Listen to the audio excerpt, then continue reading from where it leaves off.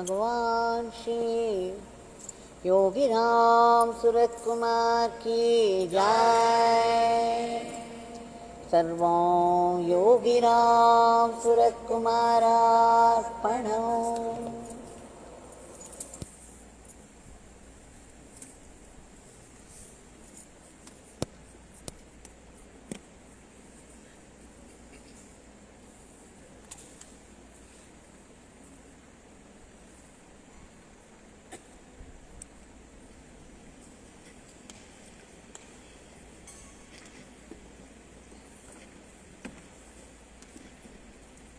Our grateful pranams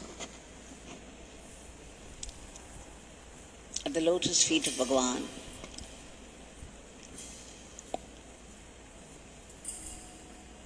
For this one more grand opportunity to be able to submit the Nama lotuses at his feet. Now today, we shall have a glimpse of how this grace works and what wonders. We have been seeing day after day after day different leelas for different devotees in different circumstances.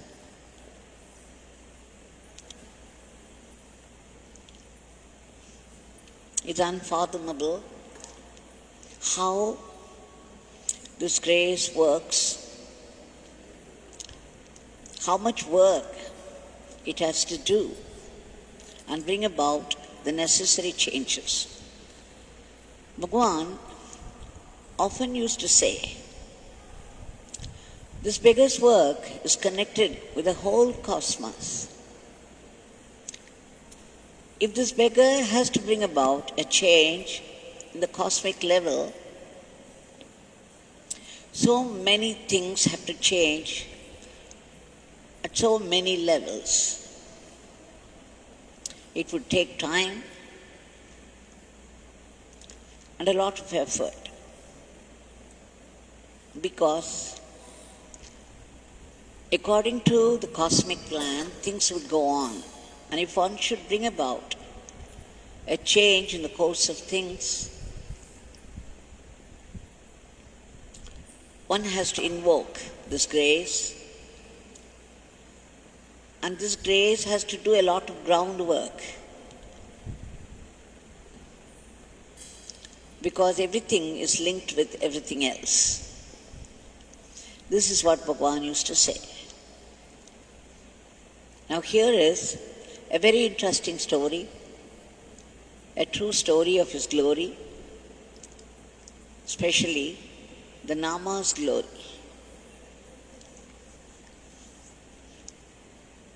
Muthulakshmi, Venugopal, has been coming to the ashram now for a few months, every day, to join us in the Nama Sankirtan and to listen to the Satsang. She told me the wonderful story of how she got her daughter married by sheer, pure grace of Bhagwan, Bhagwan's Nama. She was working in Punjab National Bank at the time, and her husband was a senior scientist in ISRO, ISRO. Their first daughter, Subhashini, a brilliant girl, was studying so well, but as a mother, Muthulakshmi was very worried. The star of Subhashini is called Moolam. This particular star, for any girl child, is not generally approved of when it comes to marriage, because they say if such a girl of this star is married into any family, it would be harmful to the father-in-law. So generally, the bridegroom's people would be hesitant to take a girl of this star into their family. Muthulakshmi was worried, understandably, and she started to try.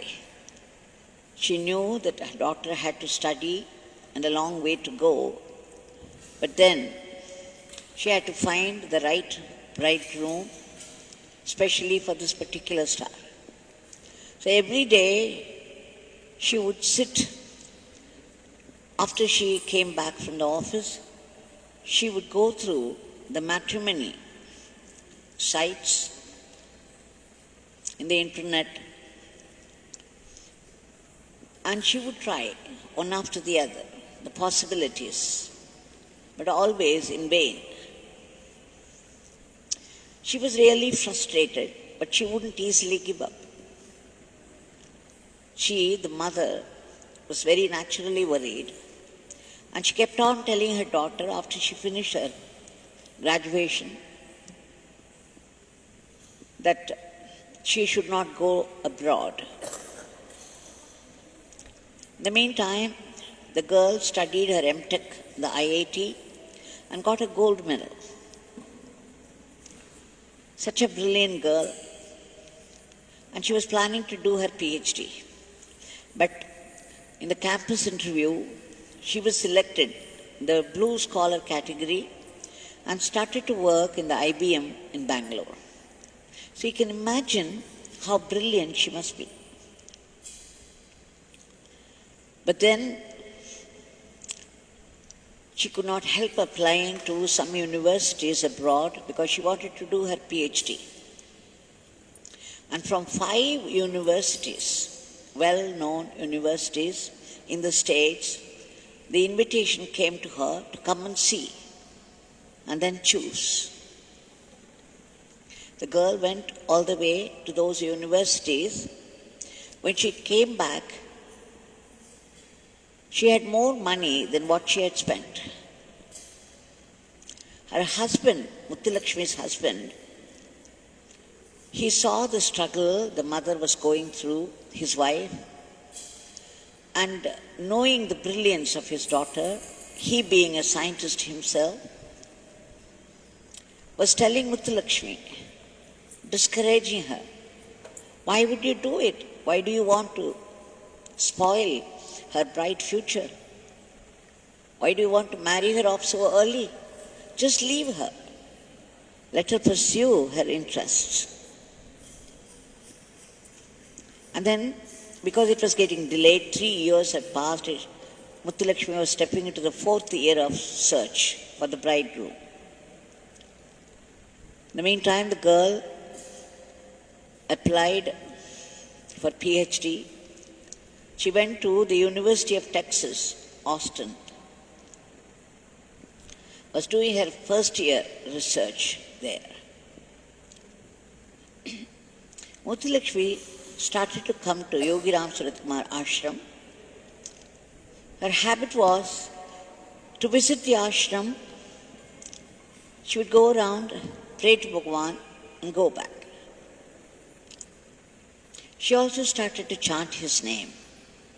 And soon she discovered how helpful this Nama was.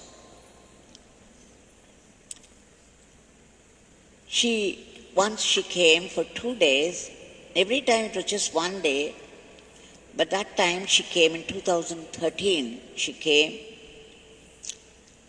and she stayed for 2 days. The first day she wrote a prayer letter and put it there in the prayer box. And the next day she came to the ashram. She had no idea what people would do with a prayer letter and all. She had no idea about the run of the ashram. But when she saw me sitting before the shrine of Bhagwan and reading out the letters, especially her own letter was in my hands, she saw it to her delight and surprise, and she knew instantly that Bhagwan would never let her down, and this time it was going to be successful. That Bhagwan, after 4 years of struggle and search, Bhagwan would definitely answer her prayers this time. So she went back with confidence and started again her search in the matrimony sites. One day, she came across a new advertisement, where she came across the boy who also studied in IIT, had gone to America for research, and the profile of the boy was so good, not only she, but also her husband liked it. This was a new one. This was never there before. This came on the site only after her visit to the ashram, after her prayer to Bhagwan, after she started chanting more vigorously Bhagwan's Nama.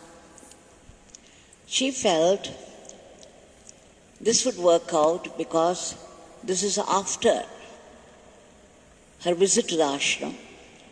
So she wanted to pursue this, and she rang up to her daughter saying that there is so-and-so, a very prospective bridegroom. He is from the IIT and he was also doing research. And she wanted her daughter to find out the phone number of the boy's father. The daughter said, "Oh, IIT, this is the name. Okay, it rings a bell. Let me see, let me find out and let you know." And she was back very soon. She gave the email ID of the boy. But Muthulakshmi was a little irritated because she wanted the phone number of the boy's father, the parents. That is the proper way to approach. Usually, in the Bharat matrimony, it is free registration, but then they have to pay 3,000 rupees once they find a suitable advertisement to get the phone number of the parents. So she was thinking, why would her daughter give email ID instead of phone number of the parents? She thought she would pay 3,000 rupees and get it straight. But her daughter said, okay, you wait. And then for 1 hour, there was no response at all from her daughter, and Muthulakshmi was losing her patience fast. But around 9 o'clock, instead of the number, the boy's father phoned up. He sounded angry, and he said, "What is this? What are you people doing? I gave an advertisement for my son just 1 week back because they said if I give advertisement now, it would take 2 years to find a suitable match. But hardly 1 week has passed. My son is phoning up from the stage saying that he likes your daughter. What is happening? What mantra you have used for this result?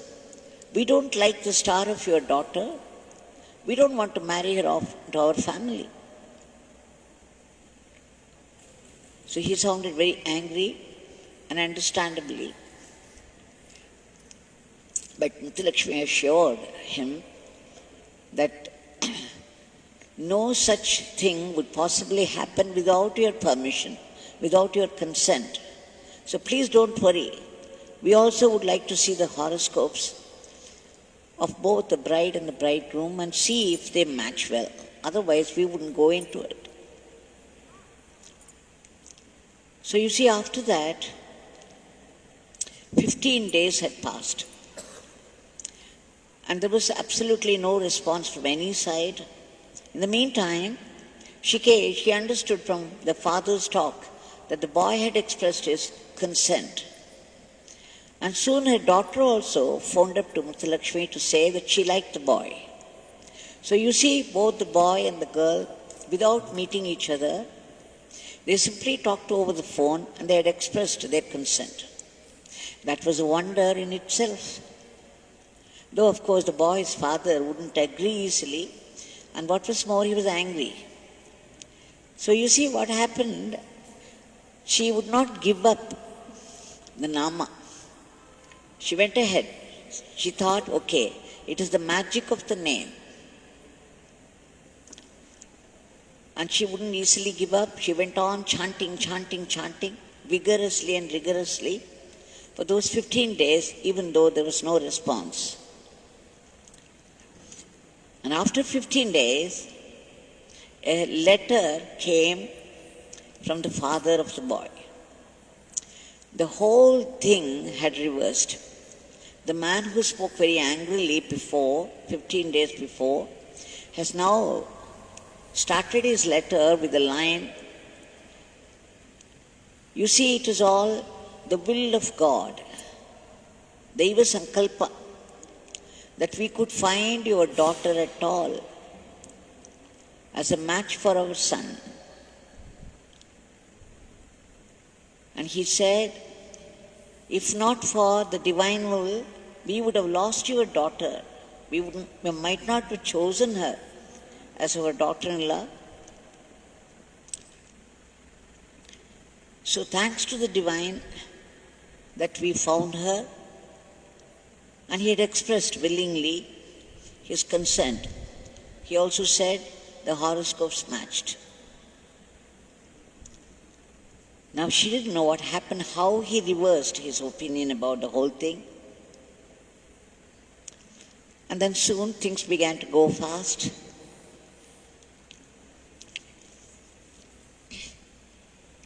So when they fixed the date as March 12, 2014. In the meantime, the boy and the girl, they had not met at all. Only 2 months after their consent to their parents, they ran into each other in a function of a common friend, a mutual friend, and there the boy's people, father, mother, grandmother, uncle, aunt, every relation, they had seen her there and they liked her very much. So the whole family had happily agreed to the match. Now, the marriage took place in a very grand manner in Chennai, all thanks to Bhagwan and his Nama. And Muthulakshmi was still worried, tensed up, nervy, and she kept on chanting all the time. Her lips were moving. That so much so, the people even asked her what she was murmuring. Was she reciting any sloka? But Muthulakshmi knew that it was the grace of Bhagwan's Nama that was getting things done so well, and she didn't want to give up until the function took place nicely. Now after the marriage was over, she still was wondering how the father changed his opinion. And that's when the brand new son-in-law came, and when she asked him, he said his father had found a girl in the same place where the son was doing his research. She was also employed there, and the father had found the horoscopes also well matched. So he had given his yes to the bride's people.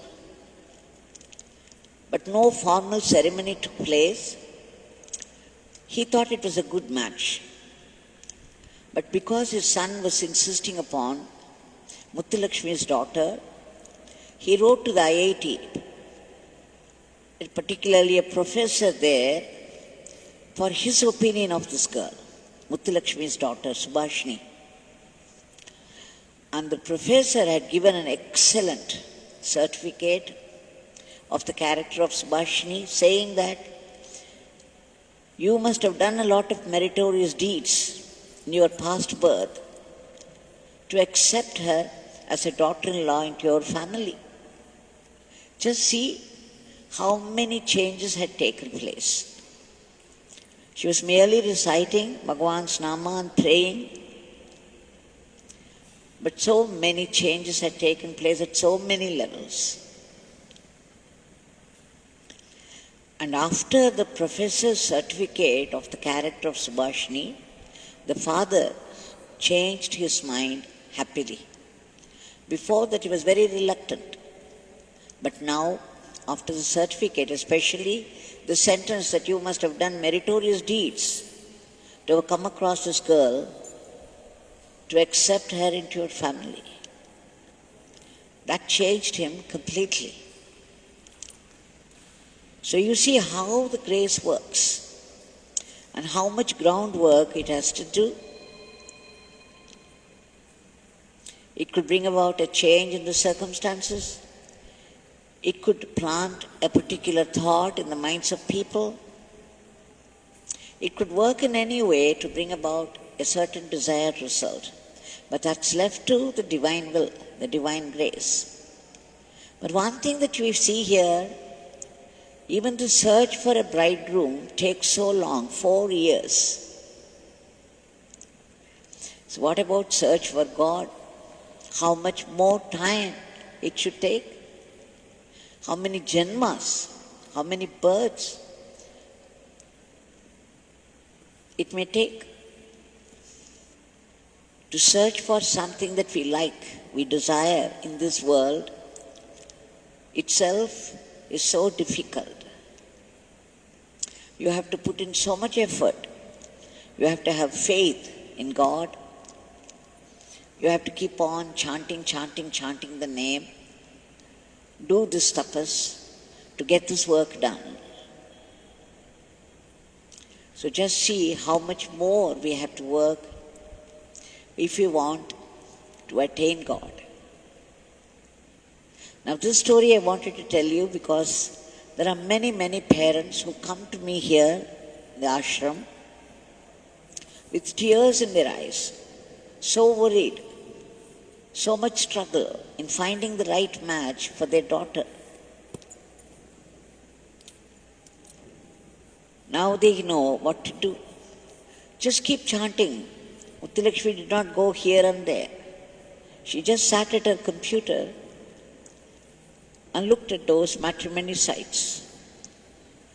And if she picked up one, she was chanting.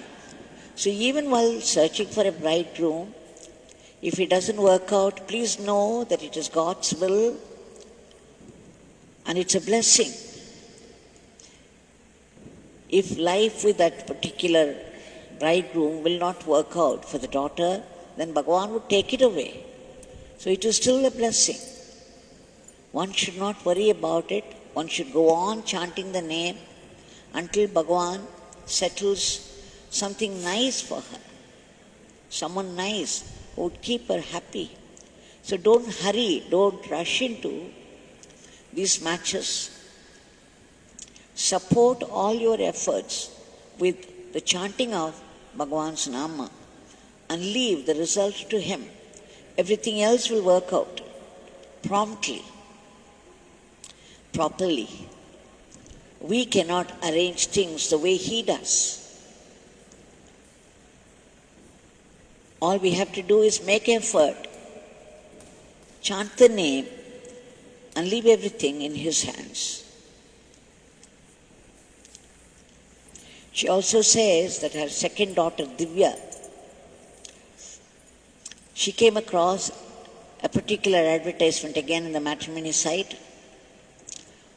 The people, the bridegroom's people, had given the condition that they wanted a girl, fair, tall, good-looking, and must have studied in one of the top universities of the world. Just imagine. So she was thinking, my God, my second daughter Divya doesn't have any of this qualifications.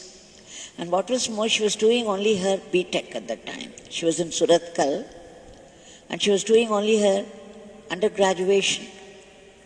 So much so the girl, Divya, asked her mother, You want a child marriage for me? Why don't you leave me alone for some more time? But Muthulakshmi would not rest until she found the right match for her second daughter also. And somehow Bhagwan's Nama pushed her into this effort. She came across a lady with whom she was familiar already, who was connected with Ramanashram. She liked this particular prospective bridegroom because the people of this bridegroom were closely associated with Ramanashram. The boy's grandfather and the great-grandfather were with Raman Maharishi. She liked the background so much that she wanted to pursue this. But people made fun of her, saying that, look, the qualifications they have asked for, and how could you even think of your daughter matching this? But she would not easily give up. She pushed ahead. It seemed that this prospective bridegroom and her first son-in-law were batchmates. They knew each other. To her great surprise and delight, despite all the conditions they had put forth in their advertisement, those people agreed to marry her second daughter Divya into their family. And very fast things began to shape. In fact, at the end of the same year, in December, it worked out so well that the marriage took place. Even while Divya was studying, doing her undergraduation. Then again, how did it happen? So she inquired her second son-in-law. Look, the conditions you people have put in the advertisement are so different from what my daughter looks. How did you agree to this? Agree to marry her? She was very curious to know. So are we. The second son-in-law replied that for 2 years his parents were looking for some suitable bride with all those qualifications, but nothing worked. So they felt so frustrated, they finally told this boy, you can even marry a foreigner. And that is when Muthulakshmi's effort bore fruit. So you see how things work out. She had the determination to push ahead. She had the strength of Bhagwan's Nama, and the rest were all seen by Bhagwan himself. When you leave something to Bhagwan to arrange, it works perfectly. Once somebody went and asked Raman Maharishi,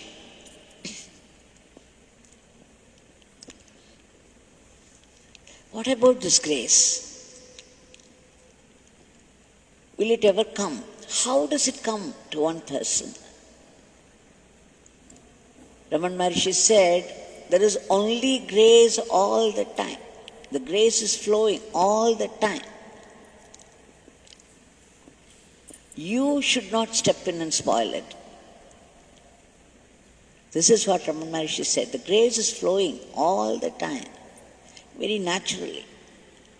Our Bhagwan Yogi Ramsuratkumar used to say, there are only blessings and blessings from all sides, all the time, like rain. Learn to receive it. Raman Maharishi said, there is only grace all the time. You don't step in and spoil it. You know, the mind being what it is, a trickster, the brain, always restless, will step in and meddle with the flow of grace, and that it might stop. Otherwise it would flow very freely. So this is the way we have to learn. The grace is always there, available. You just have to make the connection. How? By chanting his name. It doesn't even take a phone call. You just have to call out inside and you get immediately connected with the Divine Presence, which is ever ready to help you with every detail. Knowing this, let us appeal to the divinity right in front of us with a ready hand gesture of blessing. Bhagwan, we beg you again and again to step in, to intervene, to free the entire humanity from the clutches of this Rakshasic virus and bring back normalcy to the world. It's been dragging on for so long, and there doesn't seem to be any end.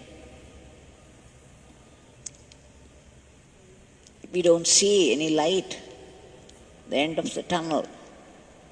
Only you could provide it. You have said repeatedly you are the cosmic controller, that you run the whole cosmos. Surely the present situation is also your play, your leela to set right the world which has been misguided.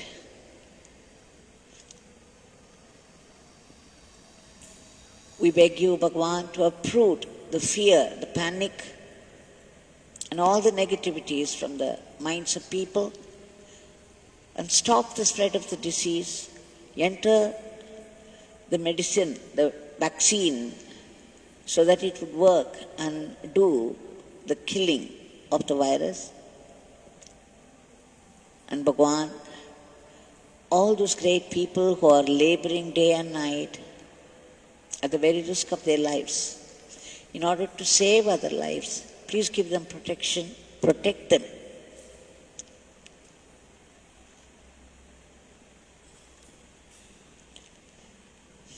And the economy, the backbone, is suffering already. Only you could provide the necessary lift to that. And please support all the measures towards its improvement. And Bhagwan, above all, we have been repeating this prayer day after day after day, twice a day, for everyone to hear. Please bless us with constant remembrance of your name, the name that gets things done in the right way, with least resistance. And give us the attitude of being instruments in your hand, only in your hand, not in the hands of Maya. And let us be fitting instruments with the attitude of gratitude. Jai Yogi Ramsuratkumar.